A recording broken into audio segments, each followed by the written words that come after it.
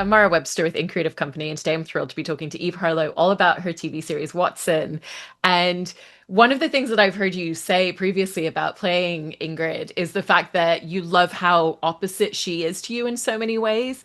And I was really curious about the experience of playing a character who's so polar opposite to kind of any of your natural responses to what things would be emotionally or the actions and choices that she makes, and kind of being able to look scene by scene at what do I feel like I would do, and almost intrinsically thinking, okay, well, the opposite is potentially going to be true for this character. I think it's not so much as looking for the thing that's opposite, but how do I uh put my values into the values that this other person has, So it's not like, oh, because it's like I love my younger sister. She's the world to me.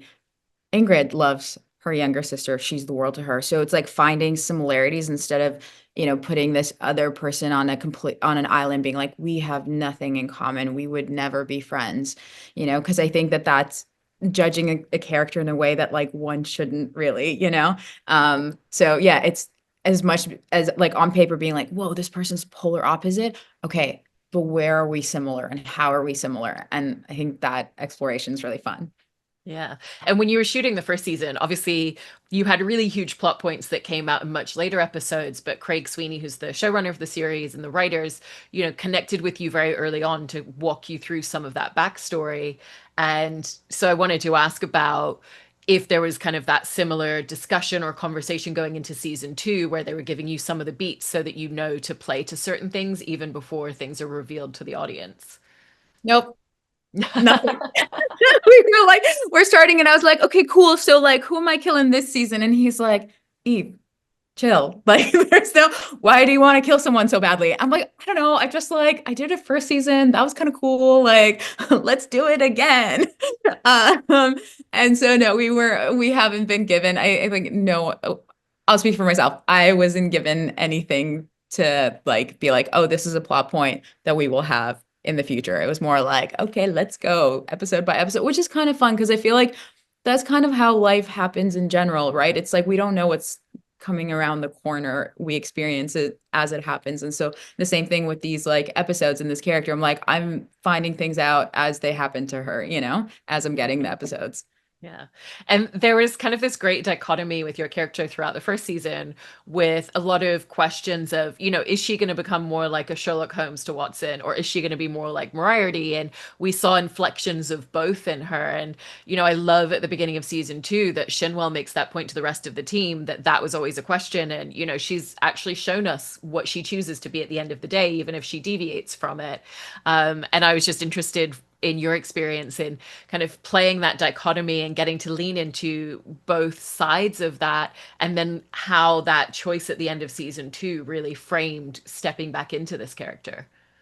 Yeah. I mean, look, again, I think that we all make these kinds of choices every day. It's just like more obvious to someone who's not a sociopath, right? Because we have this like empathy and we have like guilt, all these feelings that you know, someone who's a sociopath or psychopath like they don't necessarily have, right? But we still have to be like, okay, I'm gonna do the good thing, I'm not gonna do the bad thing. So it's actually not, I think, as far away as we would like to think that it is, and in terms of stepping in, I mean, that's one of the things that when they're all like, we don't know if we can trust Ingrid. I'm like, guys, I'm the only one who lost shit in the first season. You know what I mean? Like, I actually made the right decision. So I think that, first season, we obviously see that she gravitates more toward being like a Sherlock Holmes character. But I think the whole point in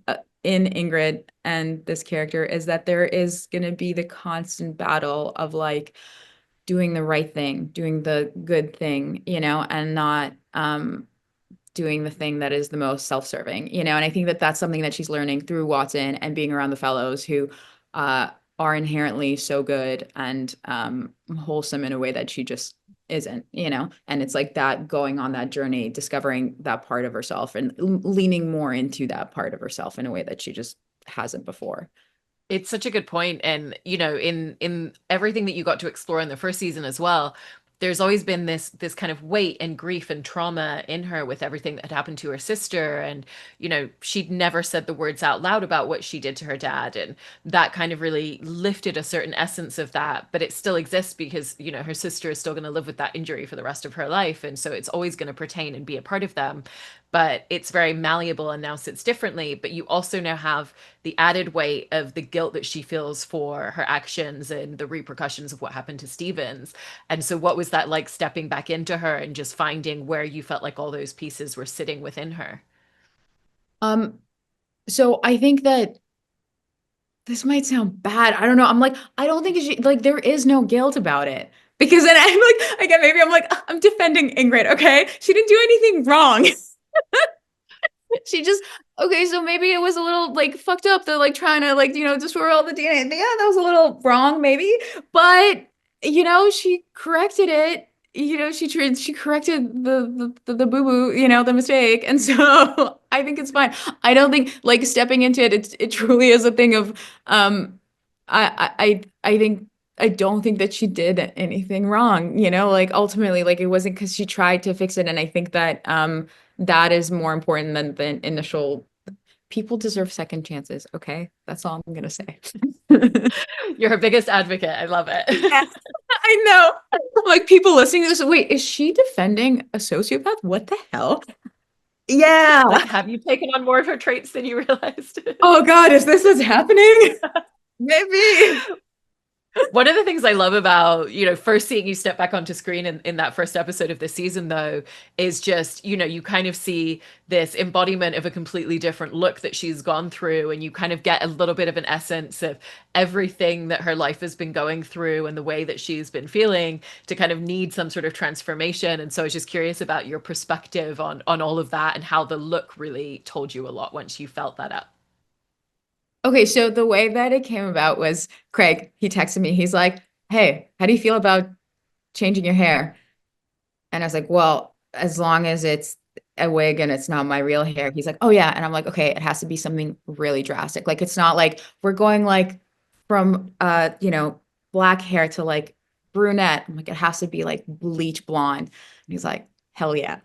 And so that's how it came about. I do the and then when we got into more of a conversation about it, he was like, I just would like the reason why he wanted that physical transformation is to for the physical transformation to reflect the like inner transformation that Ingrid is attempting, and I think it's true. It's like, when somebody goes through like a bad breakup, they like chop off all their hair or yeah, like dye it a crazy color.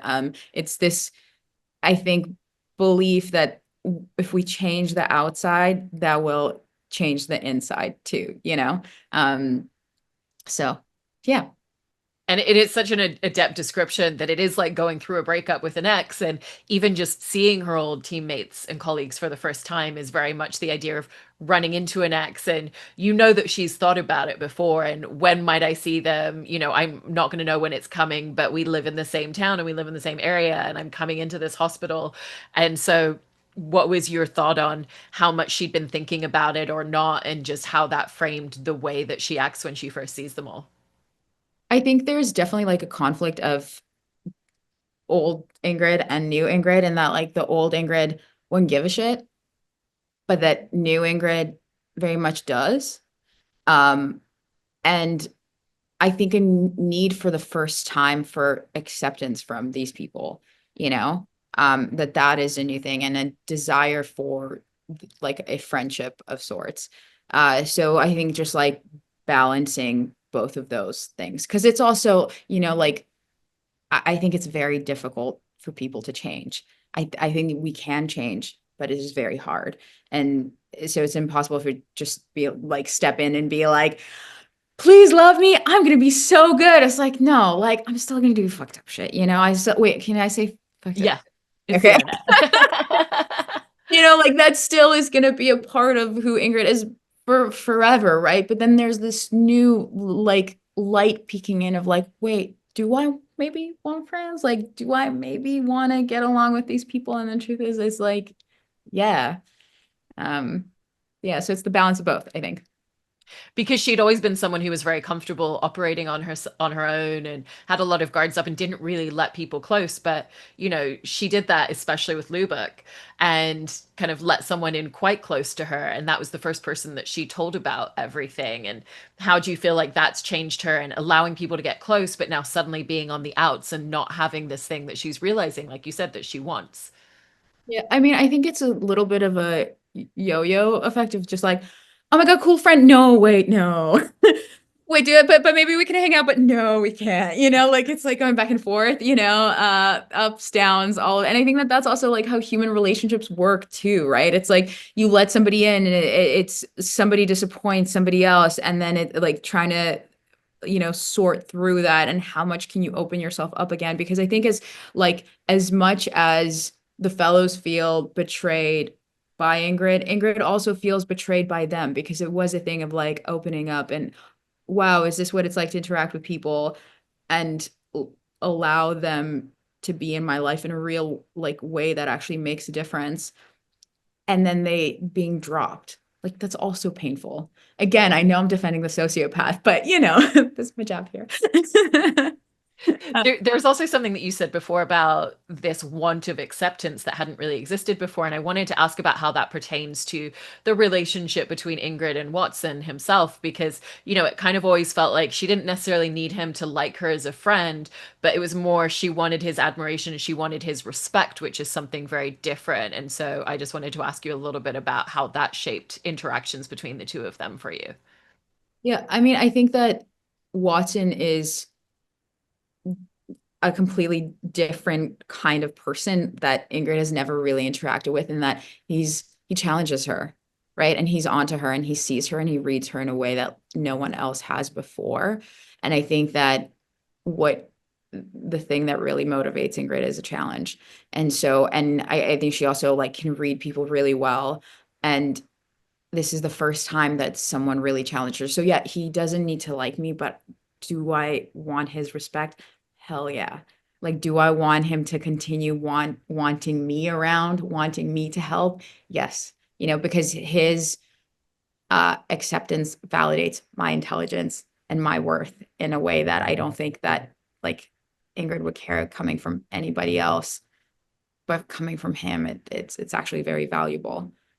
And as you said, she's someone who reads people incredibly well, but that's also one of his incredible skills. And the the experience for her and being read in that way always felt like it disarmed her. It was like, she wants to be seen by him, but then it's also, okay, my tells when I'm lying, which I don't even know what they are. And so there's pros and cons of that. And what did you see as the good part of being seen in that way? And sometimes the things that made her want to retreat at the same time. Well, this is where the Eve part of it comes in. I'm a sore loser when it comes to losing a game. It's vicious. I'm not a competitive person, but my God, put me in front of a board game, vicious. I hate losing. So Ingrid also hates losing. And it's this thing of like, oh my God, this was my game. The reading people, it's my thing. And all of a sudden, someone else is better than me. No, I hate it. So that is very much a con. I don't want to be losing at this game that I have perfected. And then the pro is uh being the challenge of it, right? Like I think as Ingrid is someone, she's so smart and again very good at this game that she's never really been challenged, and all of a sudden she's being thrown this new thing that she hasn't had to deal with before. Um, and then also that how that opens up different paths is in like relationships with people, right? And what she can get from those relationships, that it's, with the other fellows, it's like, what, wow, these guys are actually smart. Like I can learn something from all of them. Um, so yeah. No, I love that description, and it also feels like one of the other things that you get to kind of play off in this season is the idea of her coming in with this facade and projection of what she wants to believe her life is when she runs into the fellows. It's everything is great, everything is perfect, I've got a wonderful job, and everything is together. Again, that idea of how you want to project to an ex. And then, kind of like unraveling those layers and like, okay, well, what's actually really going on? Because she's really having to kind of like dig deep and reflect on herself in a completely new way. And so how did you want to play the facade and projection against the actual reality of where her life is at the moment? Yeah. I mean, I feel we all do that, right? Like when you were saying it's like the running it into the X and like everything is fine, everything is fine. Look at me. I think of like, like on social media, it's like we're all like posting pictures of like, look at me looking hot. And then it's like, Yeah. what am I doing? I have a face mask on and I'm like reading a book on the couch with my cat.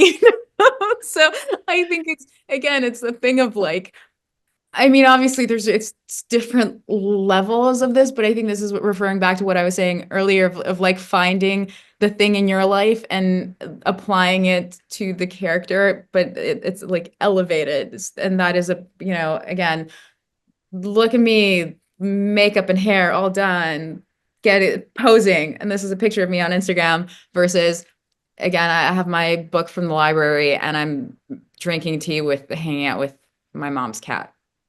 And now you have Ingrid who is like, guys, I have my shit together. Look at my new hair. Look at my new cool wardrobe. But then I'm kind of like, wait, am I a bad person? Wait, how do I deal with this?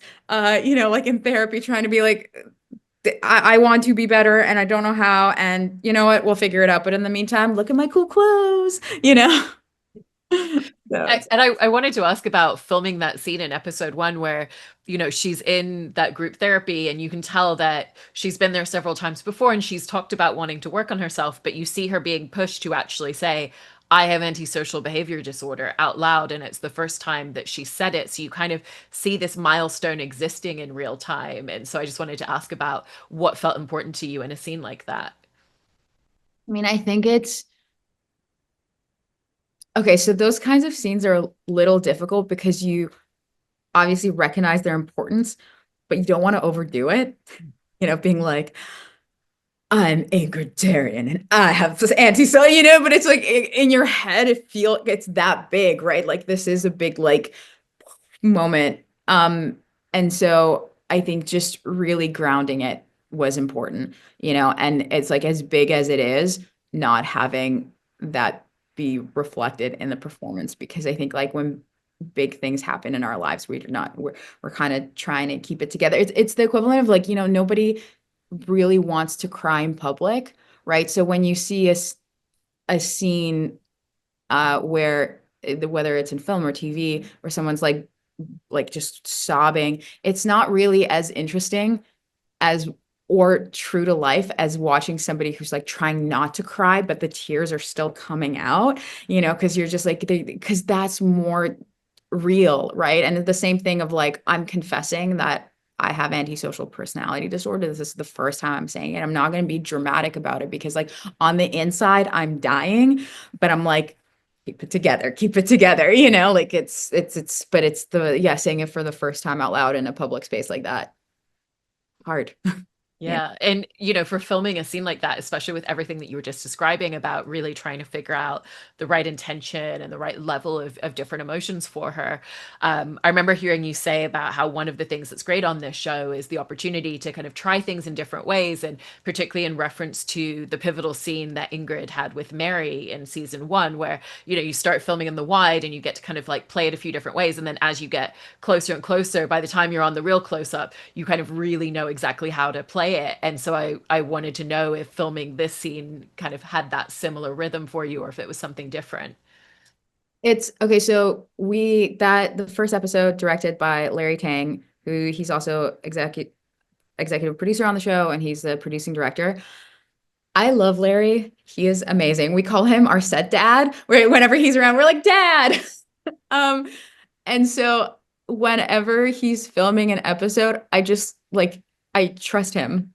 So we will do it like once, we'll do it twice, we'll do it and then he's like, are you good? And I'm like, Larry, did we get it? And he's like, yep, cool. Then we got it. And he gives because I don't like to keep going without because it's like you again you can do it a gazillion different times, and the gazillion different times you're gonna get different takes, but where are you actually like what is your aim, right? Like what is your goal? It becomes I feel a little bit selfish after a while. Um and the key is just to get the scene and do justice to the character. And if that's been done, I don't need to keep going. And Larry is a director who once he tells me that we got it and once he tells me that we're done, then we're done. So I didn't in that one, no, I think we did get it in like maybe like 3 takes and that was it. That's really, really wonderful. And, thinking about something that you were talking about before as well with Ingrid in terms of just her extreme intelligence, I think that's always a really interesting thing to figure out. How do I approach expressing and showing this? Because some of it obviously comes forth through the dialogue and it's thinking about the pacing of, how fast is she saying this? Because it's in line with how fast is she thinking this. But then there's that aspect of, okay, if she's saying this out loud, is her brain already 3 steps beyond this in the way that it's thinking analytically? And how do you kind of approach capturing that idea of the speed of thought that she has with all of her intelligence? So one of the things for me, I am not good at medical jargon at all. It scares me so much. Okay, every single time we get a script, I feel like my heart start to beat faster and I like flip through it. I'm like, I don't care what's happening. Do I have any like medical words, flip medical words? And it's like, it's the best feeling when there's only like, a couple words like, and then if there's more than like two, I start to have a meltdown, so I give myself a day of like meltdown, freaking out about the medical stuff. But once that meltdown is over, it very much gets into like work mode of running the lines again and again and again. I think that for some people, photographic memory, memorizing it is really easy. I'm not that person. And so I will sequester myself off to my home and I phone off, computer off, just running lines and again and again. Because once I have them down and once I know them like the back of my hand, then all that stuff of like pace and being able to play with it is really easy. And that is the most fun part when you're just let it rip, and you're not worried about like stumbling over things. But it is really a thing of just running the lines over. Like people are like, "What'd you do on the weekend?" I'm like, "Nothing. I stayed home and I ran my lines." It's like but uh, it's so gratifying once you get to that point when these words are rolling off your tongue like it's second nature. It's really like feels cool. I'm Yeah. like like a couple of weeks ago there's some medical stuff and then our camera operator he was just like, "Wow, Eve, you were like a real doctor." And I was like, "Thank you." Like this is the best feeling in the world being told that I sound like a real doctor. Because there's the medical language and the lexicon of the show in that regard, but there's also this added layer with all of the subtext of, character beats. And then there's also the aspect of Watson's been training and teaching them all how to be better detectives, which is so interesting and to see how that naturally coincides within the medical space. It is detective skills. And so how has that just added a lot of different context to play any of the medical scenes on a show like this in a very different way than we often see in procedural or case of the week shows. Well, I think it's going back to what you said of just like they think fast and they talk fast, and it's just like being very present at all times. And I think that's where like the medical stuff has to flow into the regular speech stuff too, and yeah, and I do like for me it was also a thing of I made a choice of like when like Ingrid doesn't really like ask questions, like it's everything is more of a period, so it's like when in like scripts when I see like something will end in like a question mark, I will oftentimes be like, no, like it's a statement, it's not a question, it's just like it's very direct and it's very when it is a question, it's like it's a moment, so yeah, I think that's how it's kind of like flown in and out.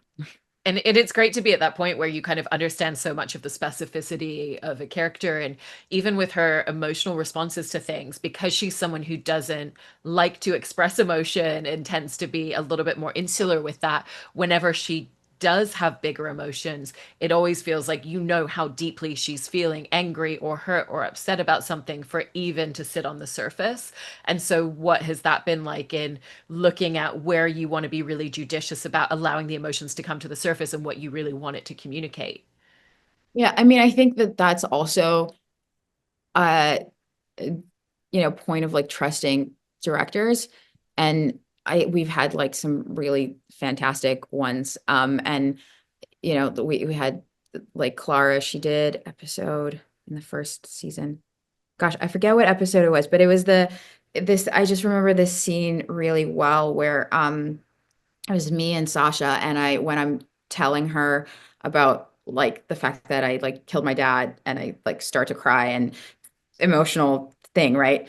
And we did it once, and Clara's like, okay, doing it again, but this is the direction. I'm like, okay, cool. And it was completely different direction, doing it again. So completely different performance. She comes over, we after the second take, do you have another one in you? Yes. Do it this way. Cool. Doing it. So, and I did it again. So there were three very different versions that she could pick from. And that, and because it's, I think, it's like I'm one character in a show that has other characters. And so how do you edit a performance so that it works with everybody else as well?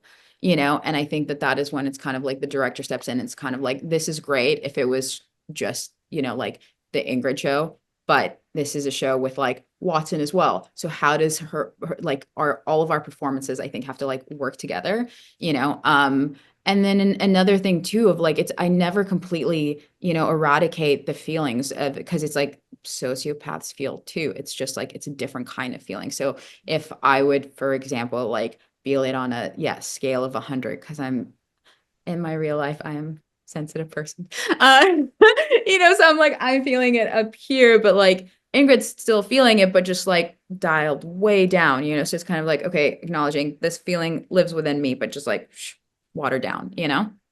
Yeah, I love all those details and the level of thought that goes into it, and you can kind of really see it in your performance on screen. So thank you so much, Eve. I really appreciate it. Thank you. This is fun.